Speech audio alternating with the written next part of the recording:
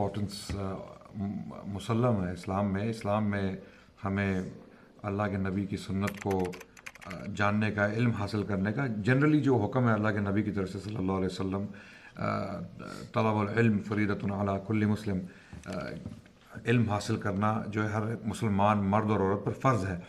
علم کی جو تشریح ہمیں اسلامکلی پہنچی علماء سے وہ یہ ہے کہ علم کا مطلب قال اللہ قال رسول اللہ ولا ادری، یعنی علم کی جو شروعات ہے وہ قرآن سے اور سنت سے ہے۔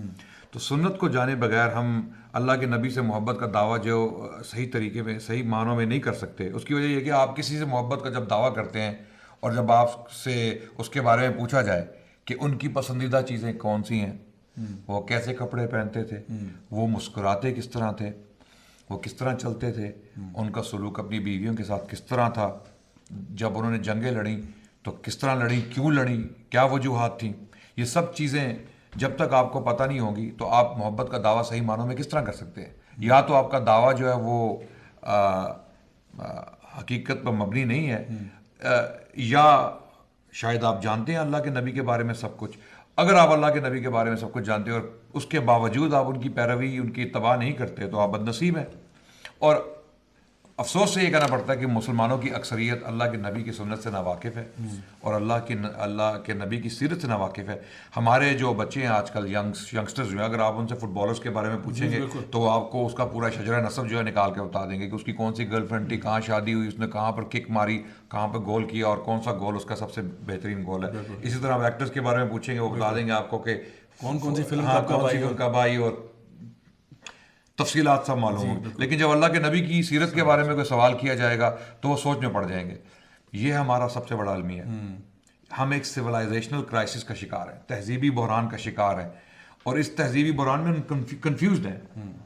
اور کنفیوژن یہ ہے کہ ہم دعویٰ کرتے ہیں اللہ کے نبی کی محبت کا زبانی دعویٰ، لیکن حقیقت میں ہم اس دعوے میں جو ہے وہ سنجیدہ نہیں ہیں۔ تو اس کا جو سلوشن ہے وہ یہ ہے کہ ہم اللہ کے نبی کے ساتھ حقیقی محبت پیدا کرنے کے لیے ان کی سیرت کا مطالعہ کریں، بغور مطالعہ کریں۔ آپ کو جب کسی عورت سے مثال کے طور پہ اپنی بیوی سے محبت ہوتی ہے تو آپ کو اس کی ہر ادا جو ہے وہ جو ہے نا اس کا خیال رکھنا پڑتا ہے کہ میری بیوی کو غصہ نہ آئے۔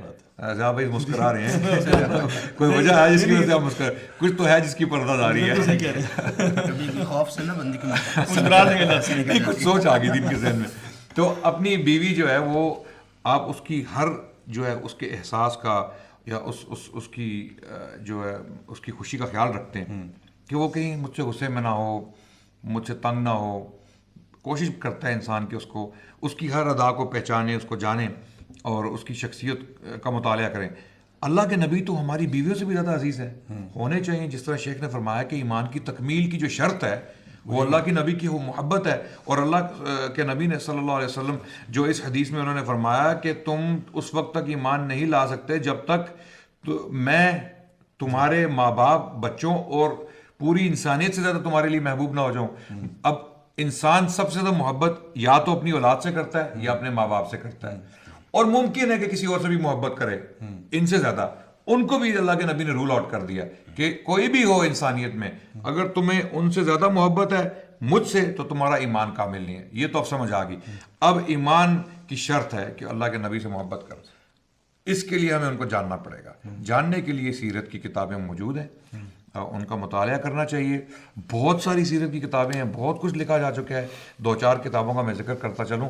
الرحیق المختوم جو ہے وہ بہت اچھی کتاب ہے، ایک بیسک کتاب ہے سیرت کے اوپر۔ جس نے الرحیق المختوم نہیں پڑھی اور وہ اللہ کے نبی کے ساتھ محبت کا دعویٰ کرتا ہے تو اس کو سوچنا چاہیے اپنے دعوے کے بارے میں، اس کو اپنے دعوے پر غور کرنا چاہیے۔ اس سے بڑی بھی کتابیں ہیں، زاد المعاد ابن القیم الجوزیہ رحمۃ اللہ علیہ کی کتاب ہے، بہت بڑی کتاب، کلاسیکل بک۔ ابن کثیر رحمۃ اللہ علیہ انہوں نے سیرت پر بہت مواد اپنی الوداع والنہایہ میں اکٹھا کیا۔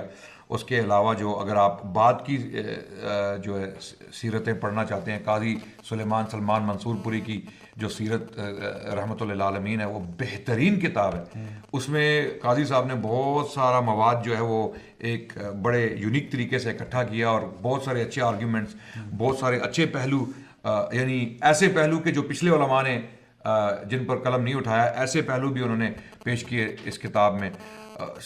یعنی سیرت کا لٹریچر اتنا رچ ہے، لیکن افسوس اس بات پر ہوتا ہے کہ علماء نے اپنی زندگیاں جو ہیں وہ ان کتابوں کو لکھنے میں، اس مواد کو اکٹھا کرنے میں جو ہے وہ صرف کی، لیکن ہم ان کے ساتھ کس طرح انصاف کرتے ہیں؟ ہم نے ان کو شیلز پہ نہیں، قدر نہیں ہے، قدر بالکل نہیں، ہم نے ان کو شیلز پہ سجایا ہوا ہے. اب آپ زاد المعاد جو کتاب ہے ابن القیم الجوزی نے سفر میں لکھی، یعنی وہ اپنا وقت، جب ان کے پاس تھوڑا سا وقت ہوتا تھا تو وہ حج کے سفر پر تھے غالباً، تو وہ کتاب انہوں نے اپنے سفر پر سفر کے دوران اس کو مکمل کیا. ابن کثیر اپنی آخری عمر میں اندھے ہو گئے، نابینا ہو گئے. کیوں؟ جب آپ تفسیر کا مطالعہ کریں گے اور جب ان کی البدایہ و نہایہ پڑھیں گے تو تب آپ کو پتہ چل جائے گا وہ کیوں اندھے ہو گئے.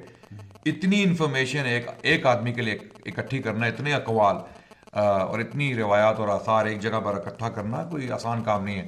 تو علماء نے اپنی زندگیاں صرف کی.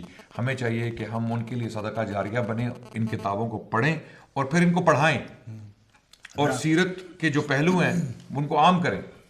تو اس طرح ہمیں نبی کے ساتھ محبت ہماری بڑھے گی، حقیقی ہو جائے گی.